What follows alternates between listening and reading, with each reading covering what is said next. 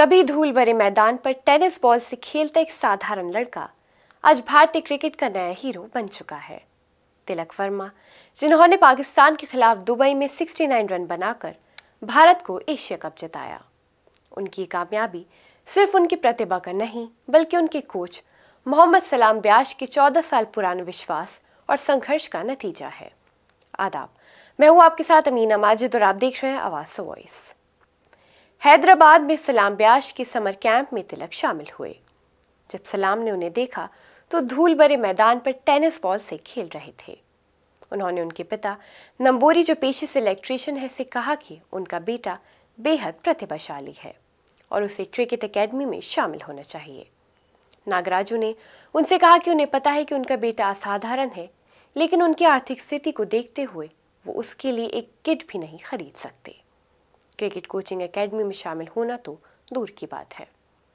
ब्याश ने तिलक को अपने साथ रख लिया और उन्होंने न सिर्फ उनकी सारी कोचिंग फीस माफ़ कर दी बल्कि ट्रांसपोर्ट की जिम्मेदारी भी उठाई। ब्याश रोज़ सुबह 5 बजे तिलक को लेने के लिए 40 किलोमीटर साइकिल चलाते थे और लिंगमपल्ली में एकेडमी ले जाते थे। ब्याश ने तिलक से कहा था कि वो उन्हें अच्छा प्रदर्शन करने के बाद ही क्रिकेट किट इनाम में देंगे। तिलक ने भी उन्हें निराश नहीं किया और अपनी पहली क्रिकेट किट जीत ली। जब तिलक दुबई से हैदराबाद आए और उनका स्वागत हुआ तो वो हमेशा अपने कोच और गुरु सलाम साहब के साथ दिखाई दिए। तिलक ने 16 साल की उम्र में हैदराबाद टीम में रहते हुए रणजी ट्रॉफी खेली थी।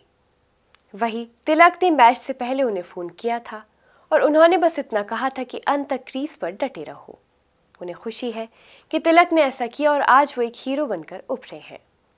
वो कहते हैं कि पाकिस्तान के खिलाफ जीत के बाद उन्होंने दुबई इंटरनेशनल स्टेडियम से वीडियो कॉल की थी।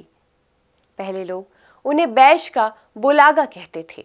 आज उन्हें खुशी है कि लोग उन्हें तिलक का कोच के नाम से जानते हैं। उनके करियर को 2022 की आईपीएल नीलामी में एक बड़ा बढ़ावा मिला, जब मुंबई इंडियंस ने उन्हें 1.7 करोड़ रुपए में खरीदा।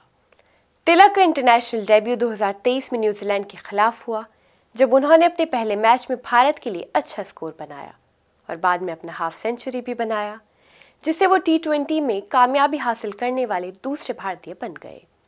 सीरीज के अंत में वो भारत के टॉप स्कोरर थे।